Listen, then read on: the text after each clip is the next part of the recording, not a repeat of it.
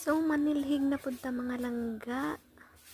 So magwawalis tayo sa ating bakuran, sa ating labas mga langga, magwawalis tayo dyan dahil pumapasok na ang alikabok sa loob ng ating bahay. So pumapasok na talaga mga langga, grabe ang dumi dito sa ilalim ng upuan mga langga. So yan, bisibisihan tayo for this video mga langga.